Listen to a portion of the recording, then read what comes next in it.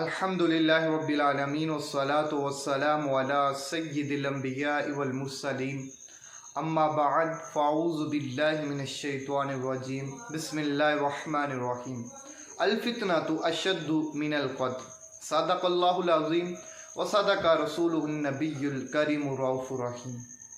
नबी पाक सल्लल्लाहु ताला अलैहि वसल्लम के दीन इस्लाम पर हर ज़माने में किसी न किसी फितने ने ज़रूर हमला किया और इसकी असर रुख को ख़त्म करने की कोशिश की।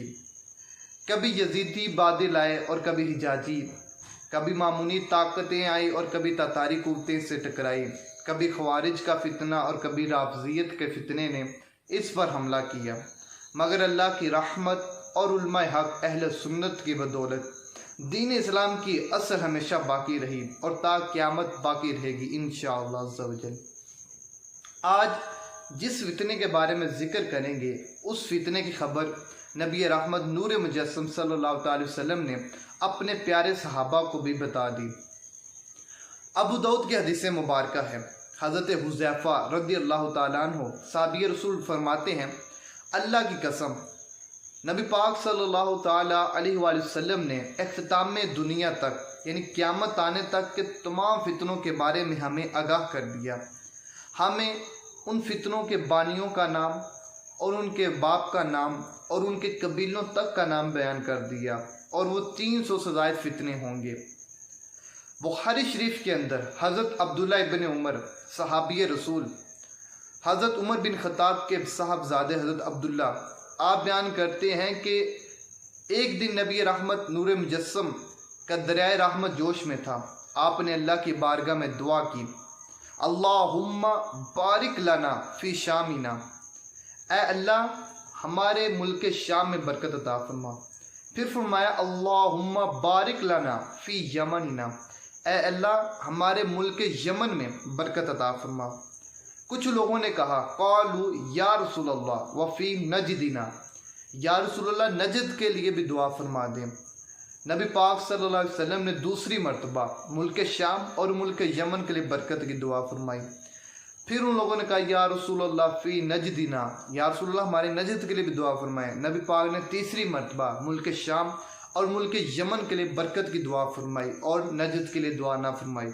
फिर नबी पाक सल्लल्लाहु अलैहि वसल्लम ने इरशाद फरमाया, हुनाक ज़लाज़िलु वल फितानु व बिहा यतलु क़र्नु शैतान, वहाँ तो नजद के अंदर तो ज़लज़ले आएंगे और फितने पैदा होंगे और वहाँ से शैतानी ग्रोह निकलेगा। और फिर मेरे नबी रहमत नूर मुजस्सम ने एक रिवायत के अंदर बुखारी शरीफ के अंदर ये भी जिक्र आया कि उनकी अलामात भी बयान फरमाई। मेरे नबी पाक ने फरमाया कि वो सर मुंडाने वाले होंगे और वो कसरत से निकलेंगे यहाँ तक कि उनकी आखिरी जमात दज्जाल से जा मिलेगी। और एक रिवायत में ये भी आता है कि वो बुतों की पूजा करने वालों को तो कत्ल नहीं करेंगे लेकिन मुसलमानों को कत्ल करेंगे। ये उनकी चंद अलामात भी बयान कर दी। और मेरे नबी रहमत नूर मुजस्सम सादिक व अमीन की ये जो खबर थी ये 12वीं सदी के अंदर पूरी हुई। नजद सऊदी अरब जो मौजूदा सऊदी अरब है यानी अरब का ये 5वां सूबा था नजद, जिसको आज के ज़माने के अंदर रियाज कहा जाता है। जब नजदियों ने मक्का और मदीना पर कब्ज़ा कर लिया तो हरमैन शरीफैन का नाम इन्होंने तब्दील करके सऊदी अरब के नाम पर रख दिया और नजद का नाम तब्दील करके रियाज के नाम पर रख दिया। 1920 के करीब अब्दुल वहाब नामीन एक शख्स था जिसने जो नजद का रहने वाला था और उसने अंग्रेज़ों के साथ मिलकर सल्तनत उस्मानिया के ख़िलाफ़ बगावत की और मक्का और मदीना के ऊपर इसने हमला कर दिया और इसने मक्का और मदीना पर हमला करके उस पर कब्ज़ा कर लिया। जब इसने हमला किया तो सैकड़ों की तादाद में, एक कौल के मुताबिक 30,000 अफराद को इन्होंने मुसलमानों को शहीद कर दिया और इन्होंने मक्का और मदीना की जो पाक दामना औरतें थी उनसे इन्होंने बदकारियाँ की, यहाँ तक कि अहले बैत के अफराद को भी इन्होंने शहीद कर दिया। और फिर सहाबाए किराम, अहले बैत रिज़वान और बुजुर्गान दीन के जो मज़ारात थे जन्नतुल माला और जन्नतुल बकी के अंदर, उनको भी इन्होंने मट्टी से मट्टी कर दिया। इतनी इन्होंने इबरतनाक काम किए। और फिर इन्होंने यहाँ तक इरादा किया कि गुंबद खजरा को माज़अल्लाह गिरा दिया जाए। इस बुरे इरादे से एक शख्स रोज़ा रसूल में दाखिल हुआ तो वहाँ पर एक सांप से उसने उसको काटा और वहीं पर मर गया। मेरे नबी पाक सल्लल्लाहु अलैहि वसल्लम ने फरमाया है, अल्लाह पाक की बारगाह में दुआ की, ए अल्लाह जो मदीने वालों को खौफ में मुब्तला करे और इन पर जुल्म करे, या अल्लाह उससे तू खौफ में मुब्तला कर दे, और उस पर अल्लाह की भी और फरिश्तों की भी और तमाम इंसानों की लानत है, और ना उसका फ़र्ज़ कबूल है और ना उसका नफल कबूल है। ये उस फ़र्द के लिए मेरे नबी पाक ने बद्दुआ फरमाई जो अहले मदीना के ऊपर जुल्म करता है। अब्दुल वहाब नजदी ने जब गलबा पा लिया मक्का और मदीना के ऊपर अंग्रेज़ों के साथ मिलकर, और फिर उन्होंने अपने बातिल अकायद और नज़रियात को दुनिया में फैलाने के लिए, ख़ास तौर पर बरसगीर में फैलाने के लिए, उन्होंने दिल्ली के एक मौलवी इस्माइल देहलवी का इंतखाब किया। वो उसका पैरोकार बन गया और उसकी किताब अत-तौहीद के नाम से एक किताब थी, उसका उर्दू के अंदर उसने मौलवी इस्माइल ने तर्जमा किया, जिसका नाम तक़वियतुल ईमान इसने रखा, और उसकी तबलीग इसने शुरू कर दी। मौलवी इस्माइल देहलवी को इस किताब का तर्जमा करने और इसके बातिल नज़रियात और अकायद को दुनिया में फैलाने के लिए जब उसने काम शुरू किया तो इस वजह से सरहद के पठानों ने इसको कत्ल कर दिया और इसकी लाश भी गायब कर दी। आज तक इसकी कब्र नहीं मिलती। जो मौलवी इस्माइल था, इसके जो पैरोकार थे वो दो ग्रोहों में तब्दील हो गए।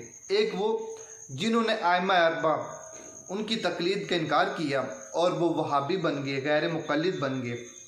दूसरा ग्रोह जिन्होंने देखा कि अगर हम इमामों की तकलीद का इनकार करते हैं तो मुसलमान हमसे नफ़रत करेंगे और इमामों की जो तकलीद है यह हक़ है, तो उन्होंने अपने आप को हनफी मसलक की तरफ मंसूब किया और अहले सुन्नत की तरह नमाज, रोज़े, ज़कात, हज वगैरह और शरई मसाइल में इनकी तरह अमल करना शुरू कर दिया, ताकि हम मुसलमानों को अपने तरफ ला कर उनके अकायद और नज़रियात को बदल सकें। उसके बाद जो वहाबी थे, इन्होंने ये मशहूर कर दिया कि जो मौलवी इस्माइल देहलवी है वो सिखों के हाथों शहीद हुआ। हालांकि ये झूठ है। अगर वो सिखों के हाथों कत्ल होता तो वो अमृतसर या मशरक़ी पंजाब के किसी इलाके से मिलता जहाँ पर सिखों का मरकज़ है, लेकिन वहाँ से नहीं, बल्कि सरहद के इलाके में ये कत्ल हुआ और उसकी लाश भी नहीं मिली। इन दो फ़िरक़ों के अंदर जो सबसे ज़्यादा ख़तरनाक है वो देवबंद का फ़िरका है। ये ऐसा फितना है कि जिसने अहले सुन्नत का रूप ढांप लिया है और इन्होंने आम मुसलमानों को गुमराह करना शुरू कर दिया है। इनकी कई किताबें हैं ऐसी हैं जिनके अंदर इन्होंने बेशुमार नबी पाक सल्लल्लाहु अलैहि वसल्लम की तौहीनें और गुस्ताखियाँ की हैं। इनके जो अकाबिर उलमा थे, जो इनके सरबराह गुजरे, उनमें एक मौलाना अशरफ अली थानवी था, जिसने अपनी एक किताब, ये तमाम हवाला जात मेरे पास मौजूद है, अगर किसी को चाहिए तो वो ले सकता है। जब उसने मौलवी अशरफ अली थानवी ने अपनी किताब के अंदर लिखा कि नबी का इल्म और जानवरों का इल्म माअज़ल्लाह बराबर है। इनका एक और सरबराह खलील अहमद अम्बेटवी, उसने अपनी किताब में लिखा कि मालकुल मौत और शैतान का इल्म माअज़ल्लाह नबी के इल्म से ज़्यादा है। इनका एक रहबर और गुजरा जिसका नाम जो मौलवी इस्माइल देहलवी था, उसने भी अपनी किताब के अंदर लिखा कि अगर नमाज के अंदर नबी पाक सल्लल्लाहु अलैहि वसल्लम का ख्याल आ जाए तो ये बैल और गधे के ख्याल से बदतर है माअज़ल्लाह। यानी उनके नज़दीक अगर नमाज के अंदर नबी का ख्याल आ जाए तो ये बुरी बात है, और अगर बैल और गधे का ख्याल आ जाए ये अच्छी बात है। ये इन्होंने अपनी किताबों के अंदर लिखा, मौलवी इस्माइल देहलवी ने, देवबंद के काबिरों ने।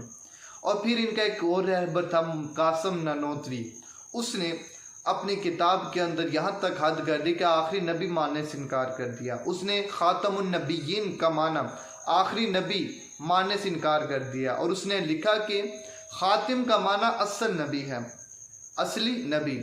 अगर कोई आर्जी नबी या बरूजी नबी भी आ जाए तो ख़ातमियत यानी आखिरी नबी होने पर कोई फ़र्क नहीं पड़ेगा। इस बदबख्त की इसी इबारत को उस मलऊन मिर्ज़ा कादियानी ने दलील बनाकर सुप्रीम कोर्ट के अंदर पेश कर दिया कि मुसलमानों की किताबों में लिखा कि अगर कोई बरोज़ी या आर्जी नबी आ जाए तो फिर भी ख़ातमियत यानी आखिरी नबी होने में नबी पाक के आखिरी नबी होने पर कोई फ़र्क ही नहीं पड़ेगा।